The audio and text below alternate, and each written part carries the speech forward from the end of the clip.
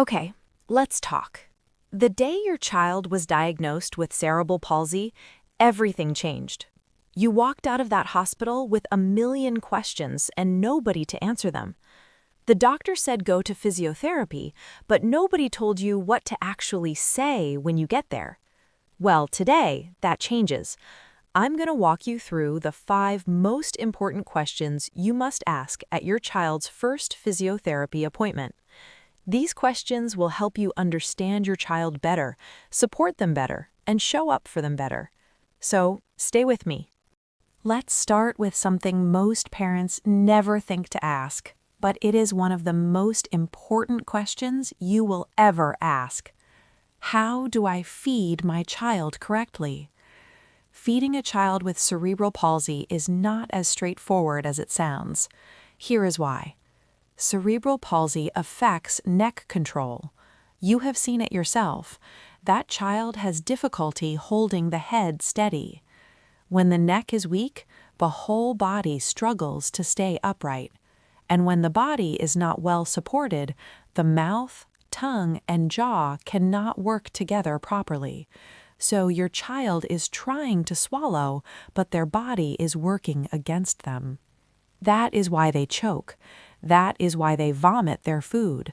That is why feeding takes forever and leaves you both exhausted.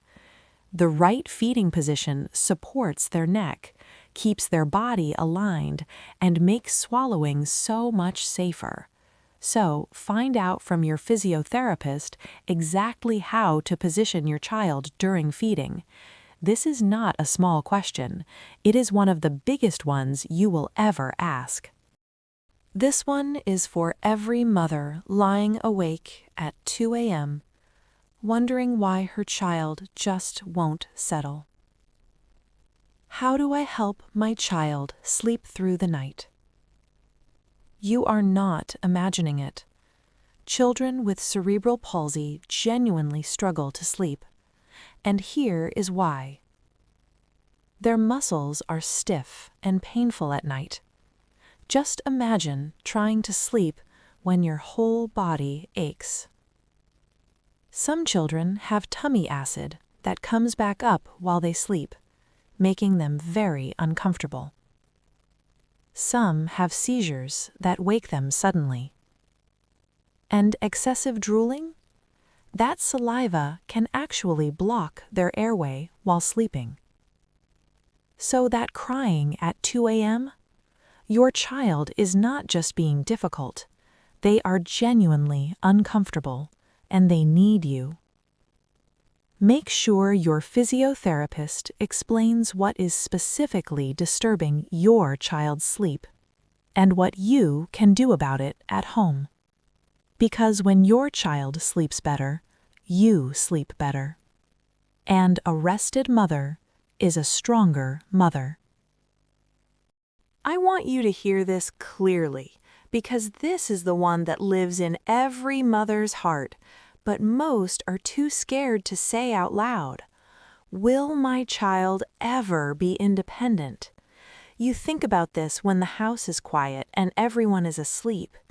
You wonder, what will happen to my child when I'm no longer here? Say it out loud, ask it boldly.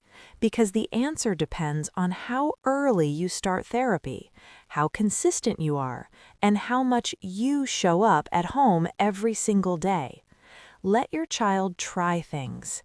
Let them struggle a little. I know it's hard to watch, but that struggle is building them. Be patient. Progress with cerebral palsy is slow, but it is real.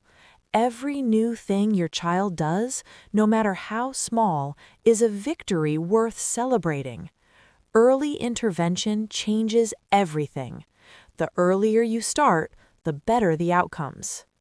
And don't you skip this one. I know some of you are thinking, I love my child. Of course I bond with them. But this is deeper than love. How do I bond and relate with my child? Having a child with cerebral palsy can feel isolating. Sometimes you don't know how to play with them, how to talk to them, how to simply enjoy them without worrying about every little thing. That feeling of disconnect is more common than you know, and there is absolutely no shame in it. Get clarity from your physiotherapist on simple daily activities you can do together with your child, because your connection with your child shapes how they see themselves and how they face the world. A mother who is connected raises a child who is confident. Here is the question nobody ever thinks to ask, but it might just be the most powerful one of all. How do I help my child belong in the world? In school, in mosque, in church, in the playground, among other children. Your child with cerebral palsy deserves to have friends, to laugh out loud, to feel completely normal. But here is the truth. Integration doesn't start out there in the world. It starts right there, in your living room, with your belief that your child belongs everywhere. Don't leave that clinic without finding out how to prepare your child for life outside your home, because the world needs your child in it. You walked into that clinic scared, not knowing what to say, not knowing what to ask, but that mother, she is changing. Every question you ask is a step forward for your child. Every appointment you show up to is a gift you give them.